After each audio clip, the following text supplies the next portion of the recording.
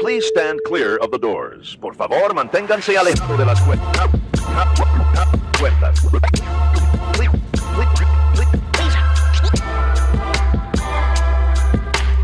Please stand clear of the doors. Por favor, manténganse alejado. Because this here's the wildest ride in the wilderness. Hello, everyone. I'm Alicia. And I'm Nathan. Welcome to episode 168 of Adventures and Mousecapades. Tonight, we watched Electric State, which was a very interesting, very, very animated movie. Animated? Well, it's computer animated. Okay. About robots taking over the world. Evidently, in the early 90s, there was a robot uprising and a war with the robots, between robots and humans. And Stanley Tucci is not a good person. No, Stanley Tucci's an amazing human being. But in this movie, his character, not the good guy. It was Spoiler. Cute. Yeah. Sorry. Jeez. Oops. It was a cute movie. I liked it. It was. It's on Netflix. Yeah, I'll recommend it. It's an enjoyable. Just be entertained. Yeah.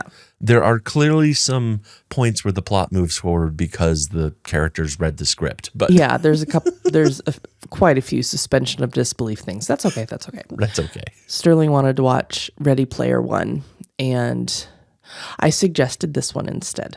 That's interesting because I was getting some Ready Player One vibes out of it. Very, very much. Yeah.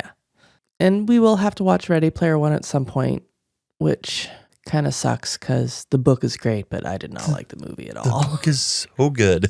Yep. The movie is so not. Yep. That's okay. We'll watch it. Anyway. We should talk about something Disney related. Yes.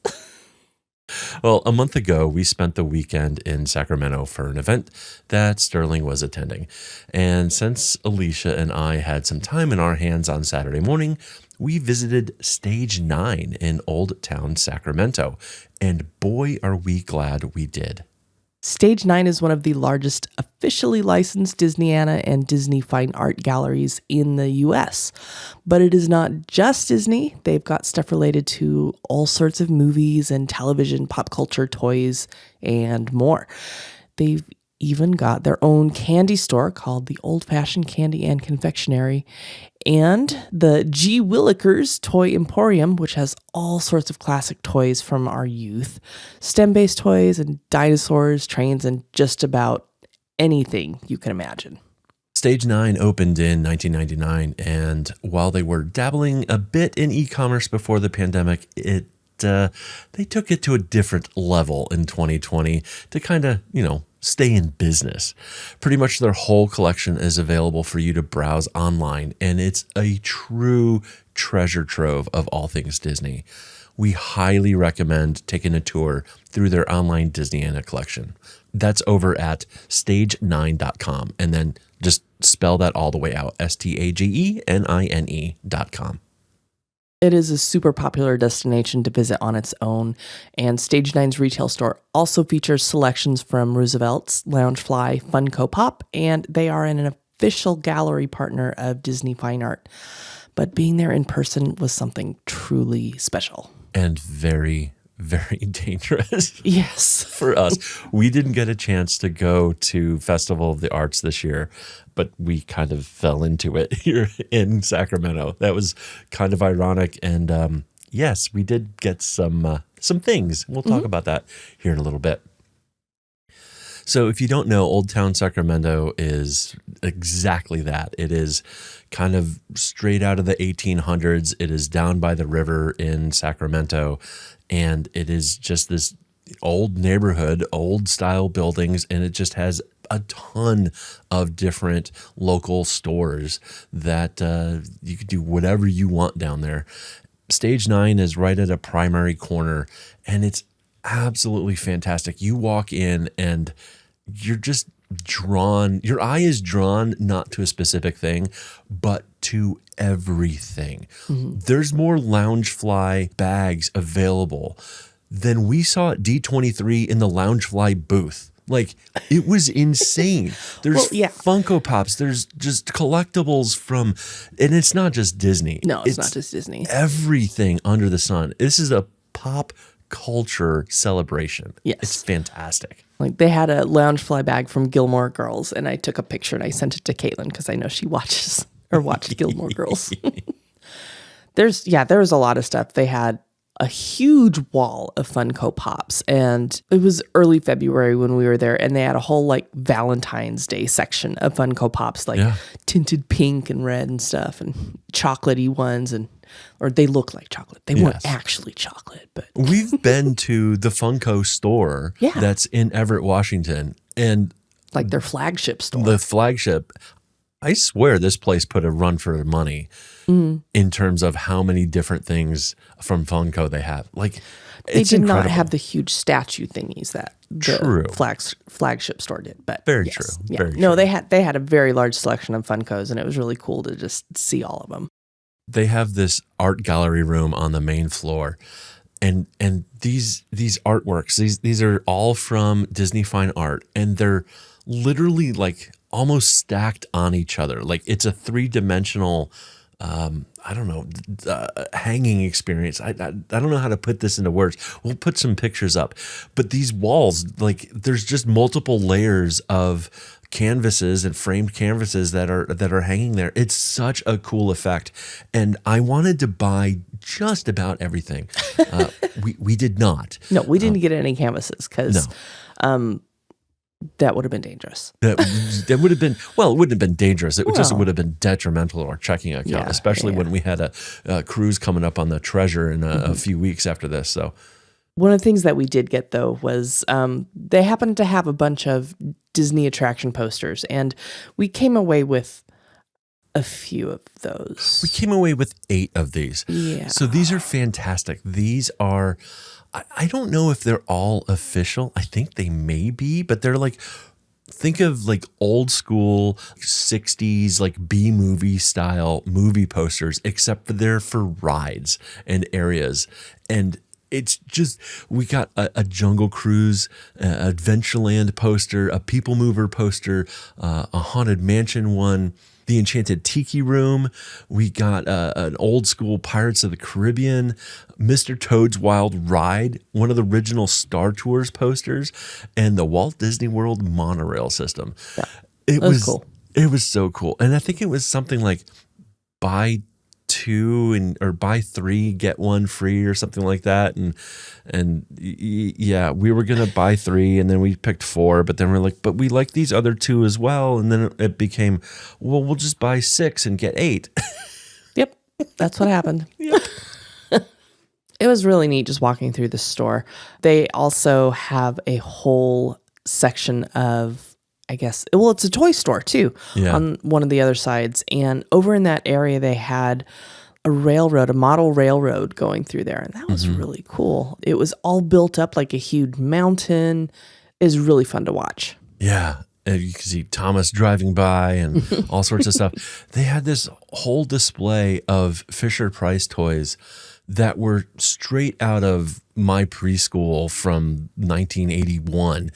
The little telephone on wheels that you could wheel around, like all of these toys, like I clearly remember, and you can buy them here. It's pretty cool. This leans into nostalgia, hardcore, Yeah. for I would say folks who were Gen X and some baby boomers, but they're definitely leaning into Gen X nostalgia pretty much through everything. Yeah. They also had a candy store there too. We didn't really go through the candy store too much, or I didn't anyway. I looked through, there was a bunch of stuff that I was like, oh my gosh, I haven't seen these things in so long. Like they have Necco wafers, and they have like 3 or 4 different types of Necco wafers, and Oh, chalk. pop, yeah, exactly. And pop rocks and taffies and just all this stuff, all this old school stuff that was just, it's just a nostalgia fest walking through here. It really is. Yeah. it's really through the cool. toy store too. Like 100%. there's a whole bunch of like 80s toys, Yep. like original looking My Little Ponies and stuff like that. And just like, dang. And then we got access to the underground vault. So this is a special area of the store. It is literally down in their basement. And this is where their Disneyana collection lives. They've got a bunch of artwork, but more importantly, they just have a ton of stuff from the parks. It's pretty insane. Like they have one of the microphones and microphone shields, like the Disneyland logo that Walt used to use when he was giving press conferences. They have ticket stubs everywhere. They have trash cans. They have pieces of the Walt Disney World Railroad. They have a freaking marching band, Disneyland marching band uniform all laid out in the shadow box. Like, it's incredible. And it's all for sale. If people Oh, want yeah. to buy, they can buy. Yeah. Just a lot of the history that they had there was really cool. So I guess we should say what Disneyana is, or Disneyana, however Yeah. you want to say it. It's just kind of a term for collectibles, toys, books, stuff like that, souvenirs, all sorts of things that are produced by and or licensed by the Walt Disney Company. Yeah. They have a bunch of signs from different places, from the Haunted Mansion. They have an old ride vehicle from Snow White's Enchanted Wish, the Dopey vehicle. Just, man, all this artwork, all of the, like, tons of tickets. They had a monorail door, didn't they? Yes, they did have a monorail door. And the trash can or the picnic table, whatever you want to call it. It was sold. It was sold. Wah, wah. They have a table and chair set from Club 33, like the original furnishings from Club 33. It's insane. They have a bunch of wood carvings. Seriously, just stage9.com. Just go through and browse their collection. If you can think of it, they have that and then more, and then take a tangent to the left and they have all of that stuff too. Yeah. Like, it's insane. It was really neat to walk through all of this and see not only the art that they have, because they also have an art gallery downstairs as well with tons of stuff, but just to walk through just this bit of history and see all these little collectibles that they had, these little pieces of Disney, really.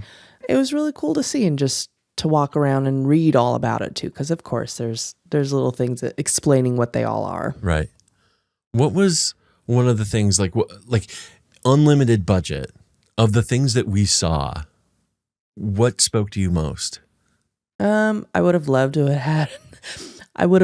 have had a trash can. I think that's just iconic. It really is. I know that's silly, but we have the little salt and pepper trash can shakers. Like we get those whenever we go to the parks, and they happen to have new ones.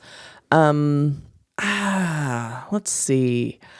I don't know that there's anything like really big that I would have wanted. I wouldn't want a ride vehicle.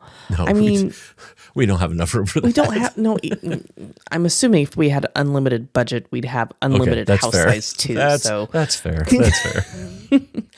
I don't know if there's anything really historically that I'd want. I'm more of cover my walls with art than maybe getting a piece of history. They had some pretty incredible artwork too. They did. They really did. There was some really nice Haunted Mansion stuff there that I liked. That's where I figured you were going to go, of saying like, oh, well, I saw this Haunted Mansion thing or that Haunted Mansion thing. I think from a nostalgia perspective, they have I don't know what this is. It's like this big circular mirror thing with the Walt Disney World hot pink and blue and yellow logo from the 20th anniversary of Disney World. And I want that. And the reason is the first time I got a chance to go to Disney World, and I've told this story on the podcast before, was my freshman year of high school in 91, 92.